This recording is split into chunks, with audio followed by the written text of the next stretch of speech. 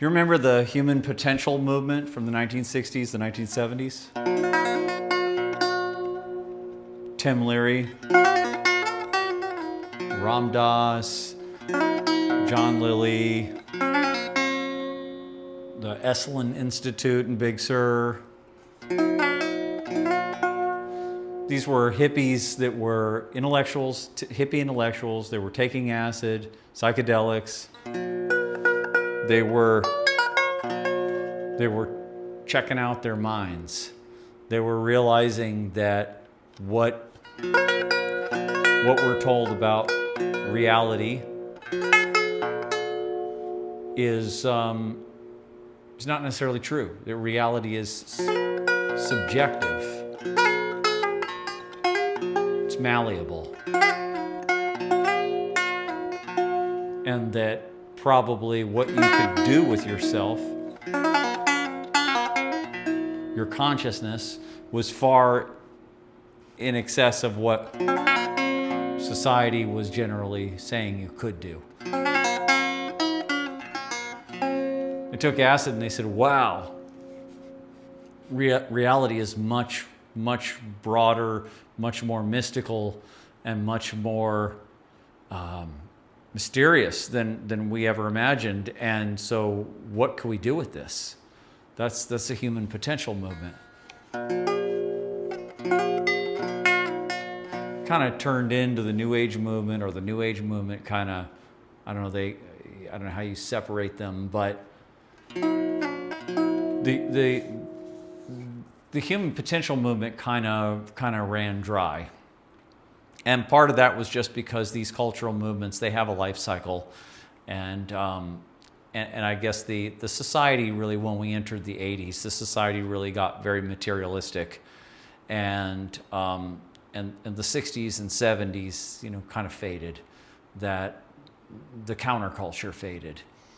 And a lot of people realized that they, were going to have to join the matrix, to support to support themselves, that you couldn't just stay on the fringes and take acid and talk about metaphysics. You're probably going to have to get a job, and you're going to have to raise your children and, take life seriously. So that happened.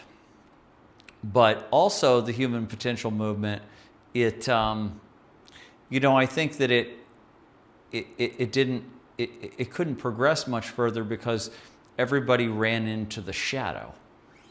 And I don't think they recognized this, but the shadow is what was stopping them from evolving further.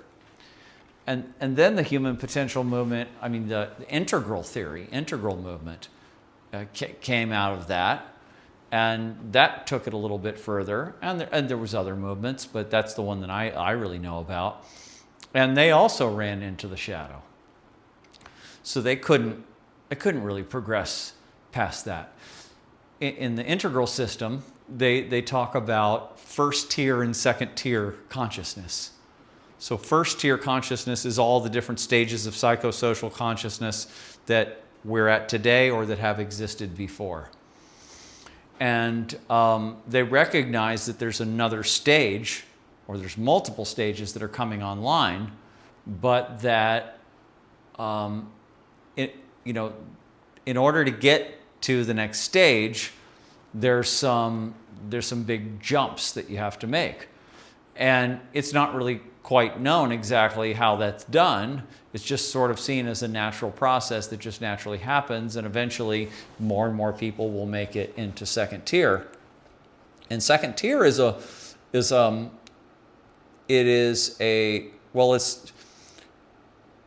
second tier, you can see and understand all the prior levels of psychosocial consciousness, right? You can understand the green level, right? The postmodern level. You can understand the modern level, and all of the progress and enlightenment and the scientific revolution and all that stuff. You can understand that mindset. You can understand the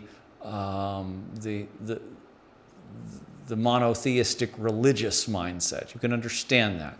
You can understand the tribal tribal warrior kind of hierarchy mindset, or the polytheistic indigenous mindset. You can see all those. You can go, yeah, those all make sense to me from a certain perspective. And you can kind of, what I would say, hold-on jump. You could jump between different levels of psychosocial consciousness, and you can work with them, and you can use them, or you can communicate with people at different levels without a problem. You can do this once you're in second tier, but almost no one is in second tier. I mean, there's a handful of people, but 90, I mean, they were thinking that it was more than it is. It's not that many, you know. So if 98, 99% of the population is in first tier, then, you know, that's a big problem. That you don't have much of a movement there. And I also think that in order to get to second tier, I think basically there's a moat. There's a big moat between first tier and second tier, and that's a shadow. In fact, there may be a moat between all the different stages, but there's a shadow moat that you have to get through in order to get to second tier.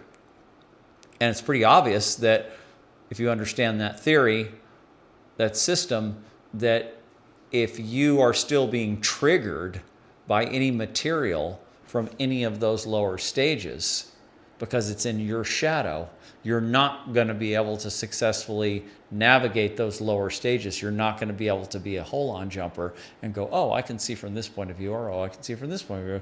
If you're triggered by something in any of those lower stages, because it's in your shadow.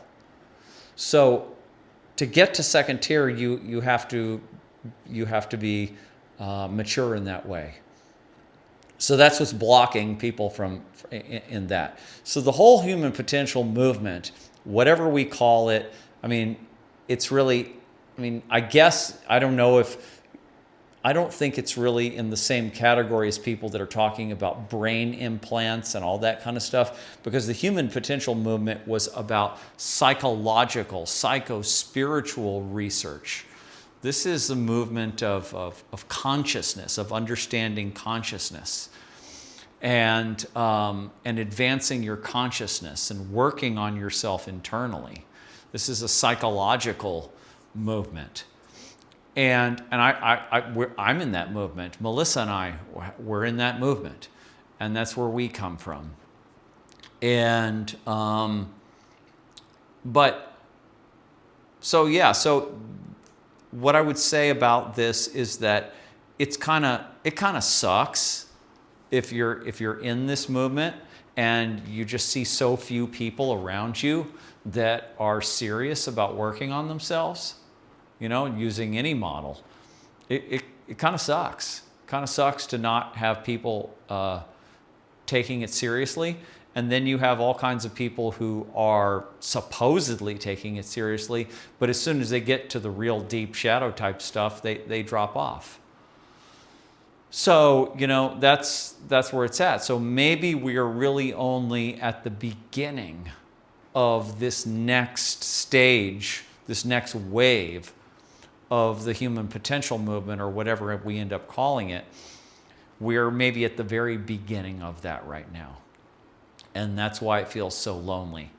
But modern civilization is really showing its cracks right now. It's really fracturing and breaking up, and it's showing all of its inherent weaknesses. And there's a lot of aspects of it, countless aspects of modern civilization that are really becoming obsolete. And you can tell because people don't really enjoy living in it. They feel that they have to. They don't know what else there is, and but they feel stuck.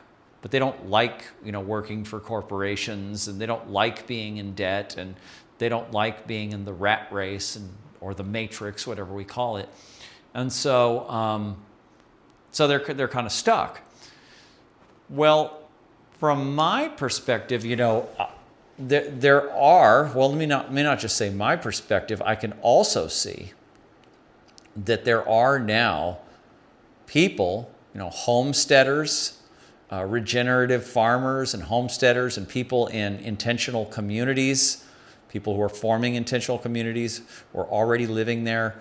And these people are living on the edge of the matrix. They're still interfacing with the matrix. They're still using dollars or euros or whatever to some degree, but they're really lowering their costs, and they're making these small communities where they raise the efficiency of their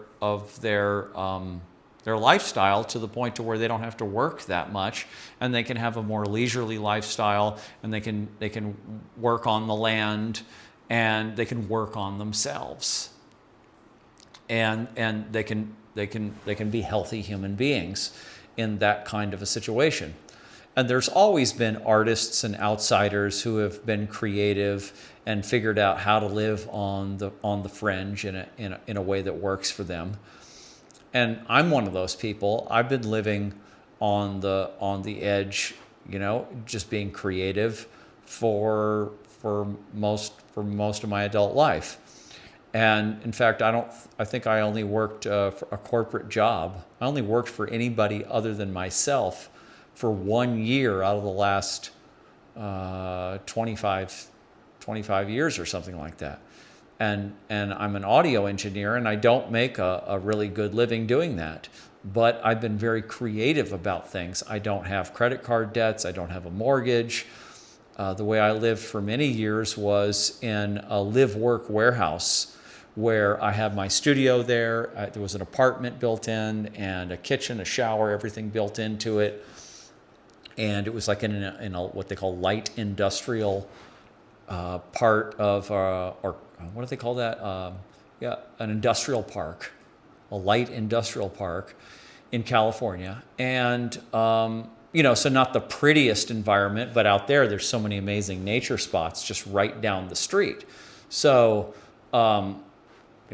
I would always go hiking in nature spots. And when Melissa and I were doing our thing, we were just constantly going to these nature spots, even though we were living in this warehouse. But I had my studio there. I had my band practice there. I also sublet. I rented some of the space out to other people for storage. So I got my bills down to $800 a month. And then I was able to basically work at a part-time level. No, I don't have children. And I do recognize that having children makes it, you would think that it makes it more difficult. But this is where, back to the idea of intentional communities and homeschooling and living creatively. And there's no reason why you can't make it work. And it's not so much about, not having to work. We're not saying that we don't have to work. We're just saying that we don't have to work doing stuff that makes us miserable. So really, it kind of reminds me, back to the human potential movement. It reminds me of Tim Leary's phrase about turn on, tune in, drop out. Turn on, tune in, drop out. Turn on meaning take acid, take psychedelics. Tune in, focus inward, and drop out of college, drop out of the matrix, drop out of mainstream society, And so that's what this is, and I think that's the path forward for an increasing number of people. And the way people are going to be able to make that work there's going to be an infinite number of ways in which people figure out how to do that. And I know that in my camp, in my intentional community, if I get one going, it will be centered around working on yourself, about inner work and psychospiritual development work. So some communities will be oriented around that. I mean, there's already thousands of eco-villages and intentional communities around now, and they're working to different degrees of success. But so that's kind of where I see this, and I would say there's no, it probably takes a while, especially for younger people. It takes a while to really come to grips with the fact that, well, I don't know, maybe it's any age, but that what the mainstream society is offering is that you're just going to reject it. You're just going to say no to it. No, I don't need the college degree. I don't need the credit card. I don't need the career status. I don't need the car payment. I don't need the mortgage. I don't need all that. I don't need any of that stuff. That stuff doesn't matter to me. That's not what makes me happy. In fact, all that does is drag me into being a wage slave. It just drags me into debt, and it drags me into working 50, 60 hours a week, and I'll be miserable. So the society's obviously not happy. So why am I going to do that? Why am I going to, so forget the peer pressure. I'm out of here. So it does, some people never get there. Some people it takes a while to get there. Some people see that immediately. But I think as society starts to unwind more and more, and it becomes more difficult to live a happy, healthy life, especially here in America, but it's going to that's moving to Europe too.